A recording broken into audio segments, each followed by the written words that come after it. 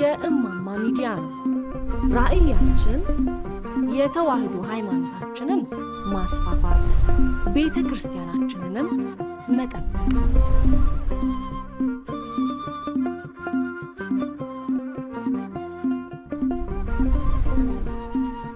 ከዚህ መቀጠል ሊቀ ትጉሃን መምህር ገብረ መስቀል ኃይለ መስቀል ያስተምሩናል። ቀጥታ ወደ ክቡር አባታችን እንሄዳለን። በስመ አብ ወወልድ ወመንፈስ ቅዱስ አሃዱ አምላክ አሜን። የተከበሩ አባታችን የዚህ ገዳም ዋና አስተዳዳሪ፣ የተከበራችሁ ከሩቅም ከቅርብም በእግዚአብሔር ፈቃድና ቸርነት የመጣችሁ የተጠራችሁ የተፈቀደላችሁ የእግዚአብሔር ልጆች እንደምን ከረማችሁ? እንኳን አደረሳችሁ። በዓለም ሳለሁ በሉ የዓለም ብርሃን እኔ ነኝ። በዓለም ሳለሁ የዓለም ብርሃን እኔ ነኝ። በዓለም ሳለሁ የዓለም ብርሃን እኔ ነኝ። የዮሐንስ ወንጌል ምዕራፍ 9 ቁጥር 4 ጀምረን እንማራለን።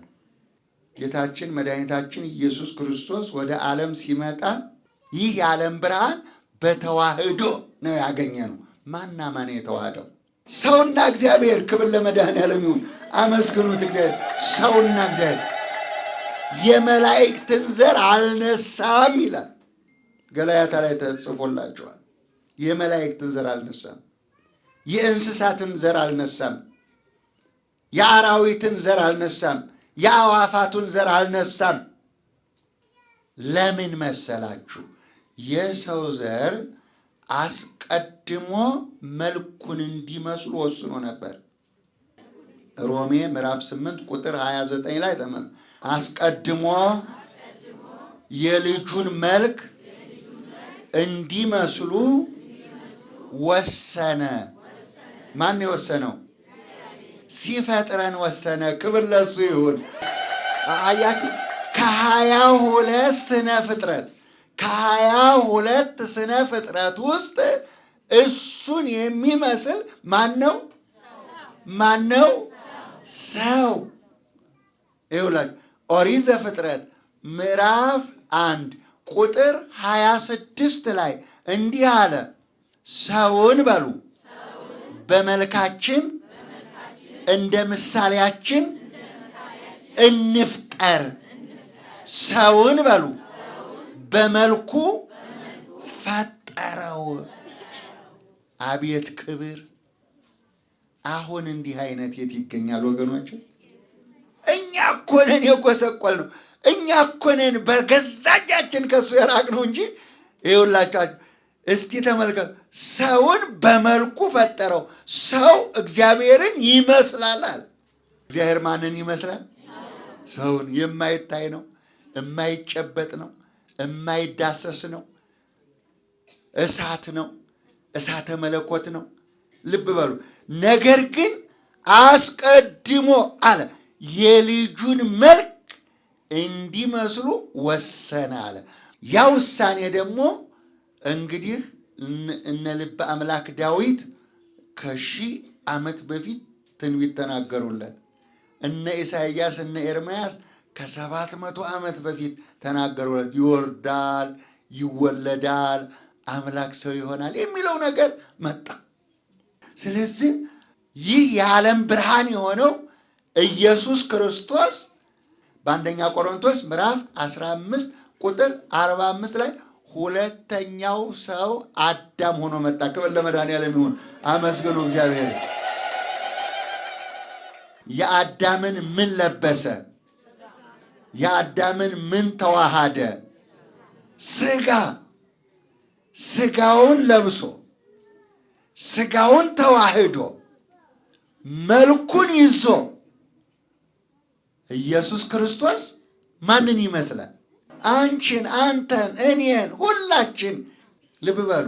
ሰው የያዘውን መልክ፣ ሰው የያዘውን ቁመት፣ ሰው የሆነውን ከኃጢአት በስተቀር ኢየሱስ ክርስቶስ ሰው ሆኗል። ክብር ለመድኃኔዓለም ይሁን።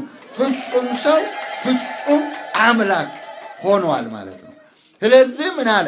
የመጀመሪያው ሰው አዳም አለ ቅዱስ ጳውሎስ። የመጀመሪያው ሰው አዳም ሞትን አመጣ አለ። ሁለተኛው ሰው ፍጹም አምላክ የሆነው ሁለተኛው ሰው አዳም ግን ሕይወትን የሚሰጥ ሆነ አለ። ደስ ይበላችሁ። ለወዳዳር ሕይወትን የሚሰጥ ሆነ። ስለዚህ ተዋህዶ ሥጋ ለብሶ ተዋሃደ፣ ሥጋ ለበሰ። ተዋህዶ የማን ስም ነው? የኢየሱስ ክርስቶስ ስም ነው። የተዋሃደው ሰውና እግዚአብሔር በማን ምክንያት? በድንግል ማርያም ምክንያት። በአምላክ ልቦና ታስባ ትኖር ነበር። ጊዜው ሲደርስ፣ ሰዓቱ ሲደርስ ታላቁ ነቢይ ኢሳይያስ እንዲህ አለ። በትንቢተ ኢሳይያስ ምዕራፍ 9 አንብቡት። ሕፃን ተወለደልን፣ ወንድ ልጅም ተሰጠን፣ ስሙም ድንቅ ነው፣ የዘላለም አባት፣ የሰላም አለቃ ተብሎ ይጠራል። ክብር ለእሱ ይሁን። ያ ከ700 ዓመት በፊት በሩቅ የተነገረለት ቅርብ ሆነና መጣና ተወለደ። ወንድ ማለት አሸናፊ ማለት ነው። አሸናፊ ማለት ነው። ምን ተሰጠን? ወንድ ልጅ ተሰጠን። ዓለምን የሚያሸንፍ ደስ ይበላችሁ። ሞት ሆይ መውጊያ ወዴት አለ? ሞት ሆይ ማሸነፍ ወዴት አለ? ዓለምን ያሸነፈው ራስ የሆነው ክርስቶስ ነው። ክብር ለመድኃኔዓለም ይሁን። ራስ የሆነው ነው። ዓለምን ያሸነፈው ክርስቶስ ነው። ወንድ ልጅ ተሰጠናል። ዓለምን የሚያሸንፍ በዘንግ የሚገዛ ጦር ሜዳ የማይገጥም ዓለምን ሞቶ ያሸነፈ የእኛ ጌታ የድንግል ማርያም ልጅ ኢየሱስ ክርስቶስ ብቻ ነው። ክብር ለመድኃኔዓለም ይሁን። እግዚአብሔር ይመስገን። ስሙም ድንቅ ነው ይላል። ስሙም ድንቅ ነው። መድኃኒት ማለት ነው። ኢየሱስ ማለት መድኃኒት ማለት ነው። መድኃኒት ማለት ነው። ለእያንዳንዱ መድኃኒት። እናቶች፣ አባቶች፣ እህቶች፣ ወንድሞች፣ ይህ መድኃኒት የዓለም ብርሃን ነው። ይህ መድኃኒት በተዋህዶ የተገኘ ነው። የት እናገኘዋለን መድኃኒት መሆኑን ካልን ደግሞ ስሙም ድንቅ ነው አለና ሲተረጉመው ደግሞ የሉቃስ ወንጌል ምዕራፍ 2 ቁጥር 10 ጀምራችሁ አንብቡት። መድኃኒት ተወልዶላችኋል፣ በዳዊት ከተማ በከብቶች ግርግም ተኝቶ ታገኙታላችሁ አላቸው። እንዴ ከዚህ በላይ መድኃኒት ምን አለ? ተተረጎመ። በቃ መድኃኒት ነው የተወለደው። ኢየሱስ ክርስቶስ ማለት መድኃኒት፣ የዓለም ቤዛ፣ የዓለም መድኃኒት ክርስቶስ ተወልዶ በከብቶች ግርግም ቤተልሔም ተኝቶ ታገኛላችሁ አላቸው። ሰብአ ሰገል ሄደው እረኞቹ ሄደው አገኙት። ተኝቶ ደስ ይበላችሁ። ሁሉ መድኃኔዓለም ይሁን። አገኙት። ይሄ ነው መድኃኒት። ስሙም ድንቅ ነው። ለሕመምተኞች መድኃኒተኛ ያስፈልጋል። ለሟች ለበስባሽ መድኃኒተኛ ያስፈልጋል። አዎ እሱ የማይሞት የማይሻር የማይበሰብስ ሹሙኝ ሸልሙኝ የማይል ምንም ከኛ የማይፈልግ ሕያው አምላክ ነው። ክብር ለእሱ ይሁን። ከዛ ቀጠለና ምን አለ? የዘላለም አባት አባት የተባሉ 6 አሉ። አባት የተባሉ እነኚህ የዘላለም አባት መሆን አይችሉም። ስለዚህ የዘላለም አባት አንድ ነው አለ።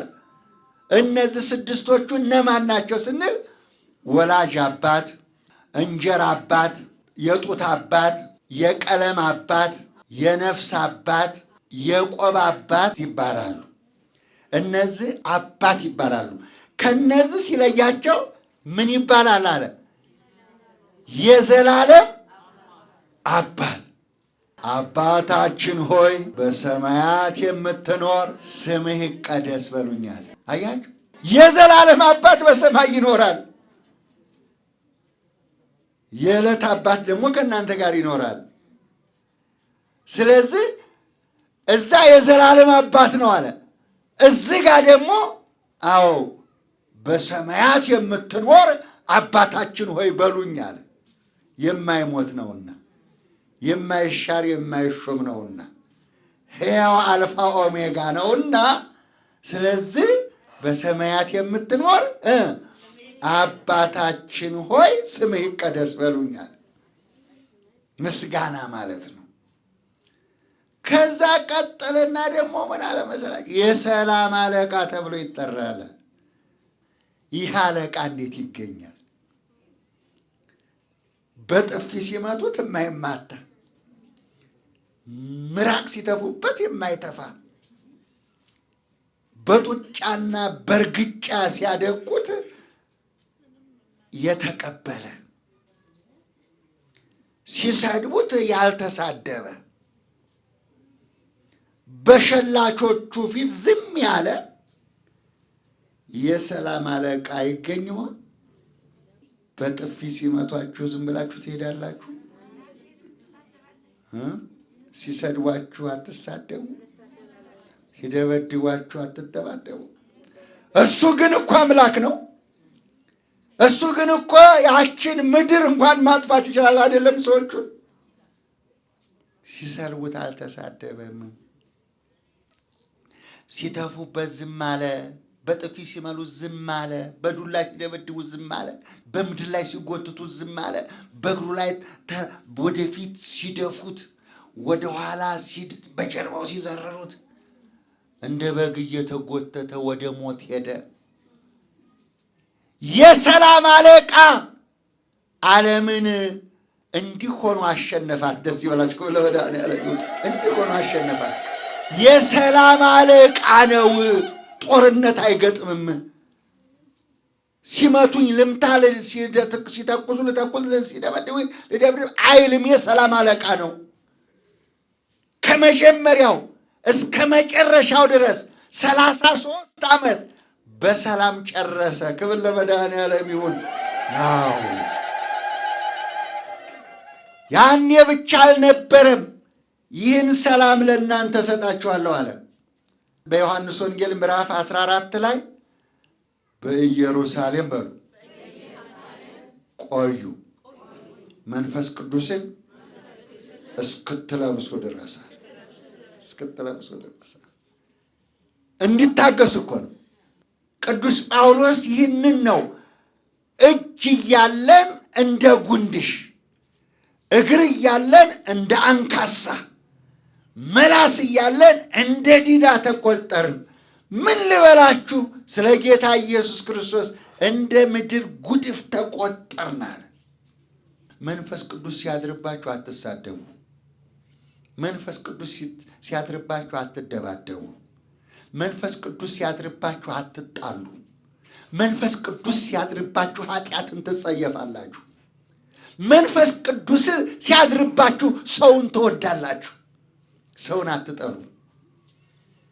እነዛ ሲደበድቧችሁ፣ ሲገርፏችሁ ደማቸው በምድር ላይ እስኪፈስ ድረስ ሁለተኛ ከዛሬ ጀምሮ በጌታ በኢየሱስ ክርስቶስ ስም ካስተማራችሁ አንገታችሁ ይቆረጣል፣ እግራችሁ ይቆረጣል። አዎ በእግር ብረት በካቴና ታሰሩ። በሩ ተከፍቶ ወጡ። ደስ ይበላችሁ ለመድኃኒዓለም። አዎ በማግስቱ ከእስር ቤት ወጥተው የተገረፉት ቁስላቸው ደርቋል። እግር ብረቱ ካቴናው ጠፍቷል። ኢየሱስ ክርስቶስ አምላክ እንደሆነ እወቁ ብለው ሰበኩ። ክብር ለመድኃኒዓለም። እንደዚሁ ነው። አይሳደቡም ነበር፣ አይደባደቡም ነበር። መንፈስ ቅዱስን ከላከላቸው በኋላ መንፈስ ቅዱስን ከተዋሃዱ በኋላ ቅዱስ ጳውሎስ ከክርስቶስ ፍቅር የሚለየኝ ማን ነው አለ። ሰይፍ ነው፣ ረሃብ ነው፣ ጥም ነው፣ ስደት ነው። ከክርስቶስ ፍቅር ማን ይለየኛል አለ። ማን ይለየናል? ማን ይለየናል? እባካችሁ ንገሩ። ከክርስቶስ ፍቅር የሚለየን ነገር አለ? ሰይፉም መጥቷል፣ መከራውም መጥቷል፣ ረሃቡም መጥቷል፣ ስደቱም መጥቷል፣ መራቆቱም መጥቷል። መከራው በውስጣችን ነው ያለው ወገኔ። ሁሉን አለ ቅዱስ ጳውሎስ። ሁሉን በሉ እስቲ በክርስቶስ እችላለኋል። በክርስቶስ እችላለሁ። የዓለም ብርሃን እኮ ነው። ጨለማው እኮ ተወግዷል። ፍርሃቱ እኮ ተወግዷል። ረሃቡ እኮ ተወግዷል። ማን ስላደረባችሁ ነው 9 ሰዓት 11 ሰዓት ድረስ የምትሉ? ንገሩኝ። የእግዚአብሔር መንፈስ ቅዱስ ስላደረባችሁ ነው። አለበዛ 5 ደቂቃ መቆየት አትችሉም። ገና ሳይነጋ ትበላላችሁ። ሲነጋ ብቻ አይደለም ሌሊቱንም ይበላሉ። መንፈስ ቅዱስ ያደረበት ሰው እስከ ስንት ሰዓት ይጾማል? ንገሩኝ። ከ9 ሰዓት እስከ 11 የሚያከፍሉም አሉ። ይሄ ብቻ አይደለም። ሕማማት ሲመጣ 1 ሳምንቱን ሙሉ የማይቀምሱ ሰዎች አሉ። 1 ሳምንት ሙሉ ነነዌ ጾምን 3 ቀን እህል ሳይቀምሱ ይኖራሉ። ማን ሲያድርብን ነው ይሄ የሚሆነው?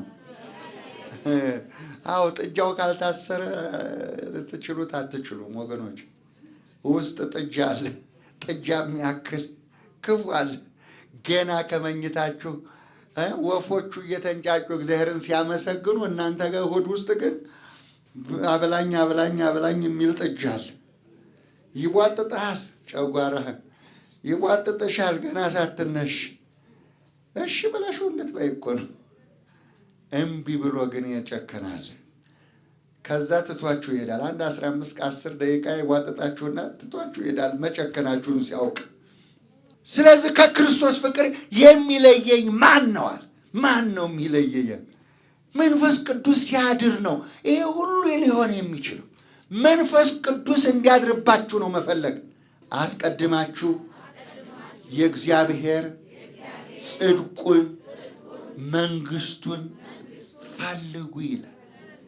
አዎ የእግዚአብሔር መንግስት ጽድቁን ነው መፈለግ ወገን።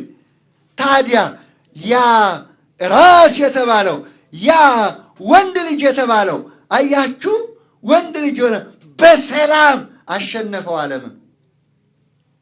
እነሱ ሲይዙት እንኳን ሲመጡ ኢየሱስ ክርስቶስን ለመያዝ 500 አይሁድ ጎመድና ቆመጥ ይዞ ነው የመጣው። ዱላ፣ ጦር፣ ጋሻ አንዱን ኢየሱስ ክርስቶስን ለመያዝ ሲመጡ እንኳን እሱ ግን ባዶውን ሆነ። ማንን ነው የምትፈልጉት አላቸው። ኢየሱስን እንፈልጋለናል። እኔ ነኝ አላቸው። ፍግም ብለው ወደቁ። ተነሱ አላቸው። ማንን ነው የምትፈልጉት አላቸው። አንቡት ማቴዎስ ወንጌል ምዕራፍ 27 ላይ ማን ነው የምትፈልጉት? ኢየሱስን ነው። ፍግም ብለው ወደቁ። 2 ጊዜ ወደቁ። በ3ኛው ግን በፈቃዴ እጄን ሰጥቻችኋለሁ አላቸው። ክብር ለሱ ይሁን። አመስግኑት እግዚአብሔር። በፈቃድ በራሱ ፈቃድ በራሱ ቸርነት ሊሞት ስለመጣ ሊያድነን ስለመጣ ያለ ደም ሕይወት ስለሌለ በደሙ ሊገዛን ስለመጣ እያንዳንዳችን የደም ዋጋ ተከፍሎልናል። ደስ ይበላችሁ። ክብር ለመድኃኒዓለም። የደም ዋጋ ስንዴ አይደለም፣ ሰልባጅ አይደለም፣ ዱቄት አይደለም፣ ዶላር አይደለም። አያችሁ፣ እኛ የተከፈለልን እኛ የተገዛነው በጌታችን በመድኃኒታችን በኢየሱስ ክርስቶስ ደም ነው። ደስ ይበላችሁ። ክብር ለመድኃኒዓለም። እንደዚህ ነው። በደም ተገዝታችኋል እኮ ነው። አሁን ከዚህ በፊት ገንዘቡ አልነበራችሁም። ዛሬ ግን ገንዘቡ ሆናችኋል። ዛሬ ግን ነፃ ወጥታችኋል። በልጁ ደም ኃጢአታችሁ ታጥቦላችኋል አለ። ክብር ለእሱ ይሁን። በልጁ ደም ማንም ይህን ዋጋ አልከፈለልንም። 5500 ዘመን በጨለማ ውስጥ በሞት ጥላ ውስጥ ነበር። ለዚህ ነው ኢሳይያስ እንዲህ አለ፣ በሞት ጥላ ውስጥ ለነበሩ ብርሃን ወጣላቸዋል። 5500 ዘመን በሞት ጥላ ውስጥ፣ በጨለማ ውስጥ፣ ድቅድቅ ጨለማ። ልብ በሉ፣ በዛ ጨለማ ውስጥ፣ በዛ እሳት ውስጥ፣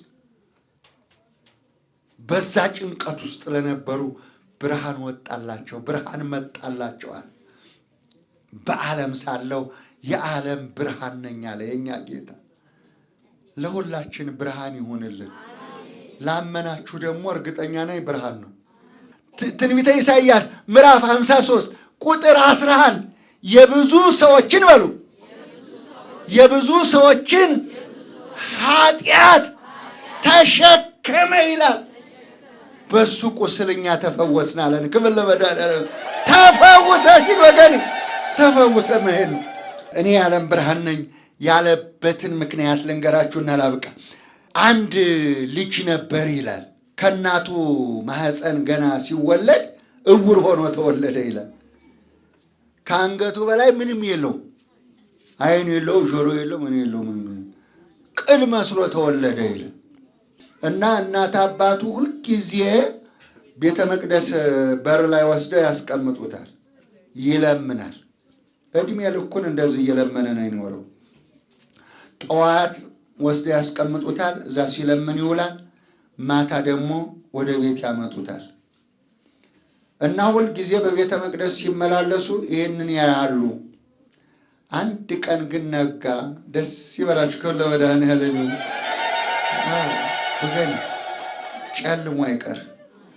የጨለመባችሁ ካላችሁ ይነጋል፣ ይነጋላችኋል። ቋጠሯችሁ ይፈታል። ጨልሞባችሁ አይቀር።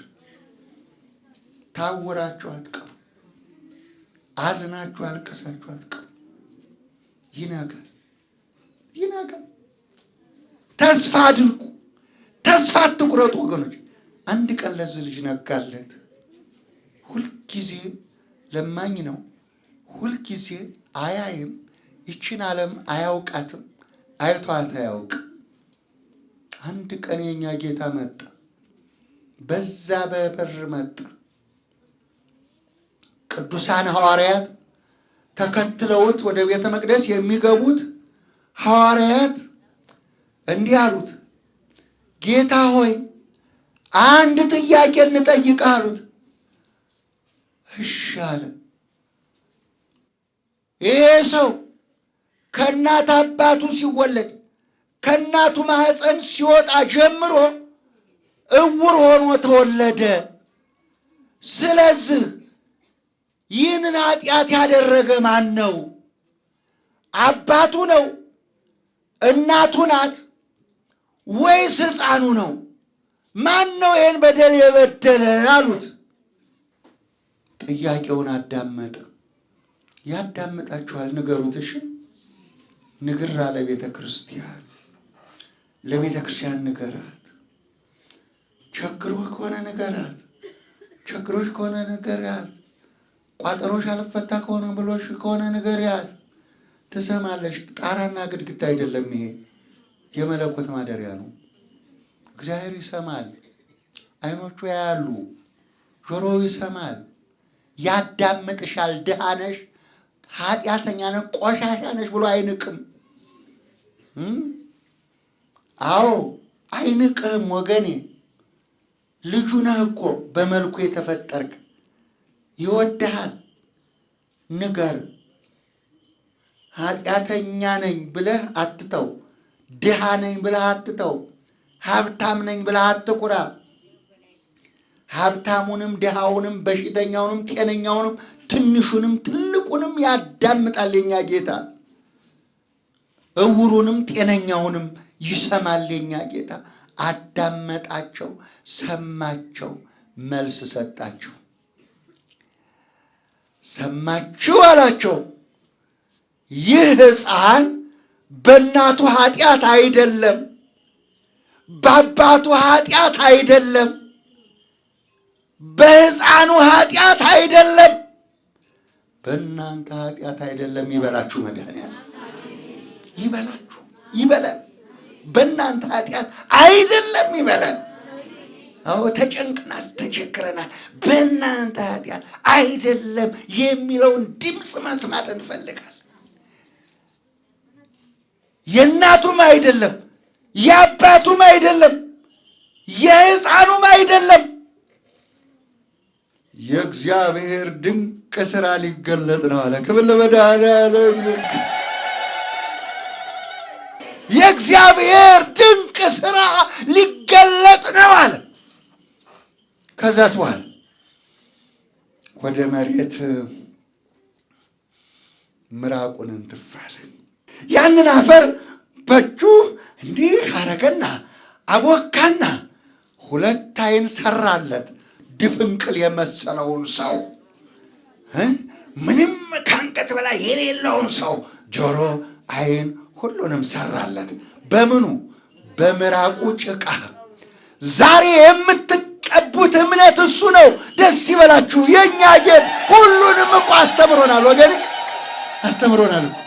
ምን ያላስተማረን ነገር አለ? ከዛ በኋላ ቀባውና ወደ 2ኛው አስተላለፈው። 2ኛው ደግሞ መጠመቅ ነበር። ሂድና ነው፣ ሂድና በፈሳሽ ውሃ ታጠብ አለው። ከዛ በኋላ በወራጅ ውሃ በፈሳሽ ውሃ ሰሊሆም ሄዶ ተጠምቆ ሲመጣ ዓይኑ ቦግ ብሎ በራ። ክብር ለመድኃኔዓለም። አይ ይሄ ነው የዓለም ብርሃን። ይሄ ነው የኛ ጌታ። ጨልሞባችሁ አይቀርም፣ ታውራችሁ አትቀሩም ወገኔ። ይበራል አንድ ቀን። በተስፋ ኑሩ። ይሄ ሰው እያየ መጣ ይላል። ክርስቶስን አየ። ክብር ለመድኃኔዓለም። አዎ ኃጢአታችሁ ሲቀረፍ፣ ከውርነታችሁ ስትወጡ፣ ዓይናችሁ ሲበራ ክርስቶስን ታያላችሁ። ደስ ይበላችሁ። ክብር ለመድኃኔዓለም። እሱን ታዩታላችሁ።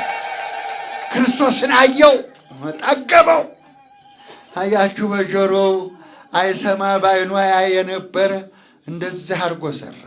እሱ ፈጣሪያችን ስለሆነ ቅዱስ ጳውሎስ እንዲህ ብሎ ጻፈልን። ልብ በሉ። ኤፌሶን ምዕራፍ 2 ቁጥር 8 ለመልካም ሥራ በክርስቶስ ኢየሱስ ተፈጠርን አለ። ክብር ለመድኃኔዓለም። በክርስቶስ ኢየሱስ ተፈጠርን። እሱ ፈጣሪ ነው፣ ፈጠረው። በቃ እዛ ጋ አያችሁ፣ እግዚአብሔር እንዲህ ነው። የዮሐንስ ወንጌል ምዕራፍ 8 ቁጥር 45 ከእግዚአብሔር የሆነ የእግዚአብሔርን ቃል ይሰማል። ይቺ ቀን የእግዚአብሔር ቀን ናት። ቃሉን የሰማችሁባት፣ ከእግዚአብሔር ጋር የተገናኛችሁባት፣ ሸክማችሁን የጣላችሁባት ድንቅ ቀን ናት። ከእግዚአብሔር የሆነ የእግዚአብሔርን ቃል ይሰማል። በቃ እነዛ ሰዎች ሁሉ አመኑበት ይላል። ለብዙ ሰዎች ብርሃን ወጥቶላቸዋል። ብርሃኑን አይተዋል። በብርሃኑ እንዲመላለስ አድርጓቸዋል። ስለዚህ በዓለም ሳለሁ የዓለም ብርሃን ነኝ፣ ይህንን ልሰራ ይገባኛል ብሎ ነው ይህንን ዓይን ያበራው። ስለዚህ አምላካችን እግዚአብሔር ምሕረቱን ቸርነቱን በእኛ ላይ ያሳድርብን፣ በእኛ ላይ ይደር። የወላዲት አምላክ የቅድስተ ቅዱሳን የድንግል ማርያም ምልጃና ጸሎት አይለይ። ሰምተን ለመዳን ጸለየን ለመሰማት እግዚአብሔር አምላክ ያብቃን። ቃለ ሕይወት ያሰማልን፣ ቃለ ሕይወት ያሰማልን፣ መንግሥተ ሰማያትን ያወርስልን፣ በሕይወት እግዚአብሔር ይጠብቅልን፣ የሰማነውን በዝነ ልቦናችን ያሳድርብን። ወላዲት አምላክ እመብርሃን ስለለምናት በልጇ በወዳጇ ፊት ቆማ ተማልዳ ታማልደን። ሀገራችንን ሰላም ታደርግልን፣ የታመሙትን ትፈውስልን፣ የጎደለብንን ትሙላልን። ኢትዮጵያን ሰላም ታደርግልን፣ ፍቅርን፣ አንድነትን፣ ሰላምን ለልጆቻችን ለእኛ ታድለን። ዝናሙን ዝናመ ምሕረት የተዘራውን አዝርዕት ለፍሬ አውቆቶ እንደምንመገበው እግዚአብሔር አምላክ እንዲረዳን እንዲህ ብለን ቅዱስ ስሙን እንጠራለን። አባታችን ሆይ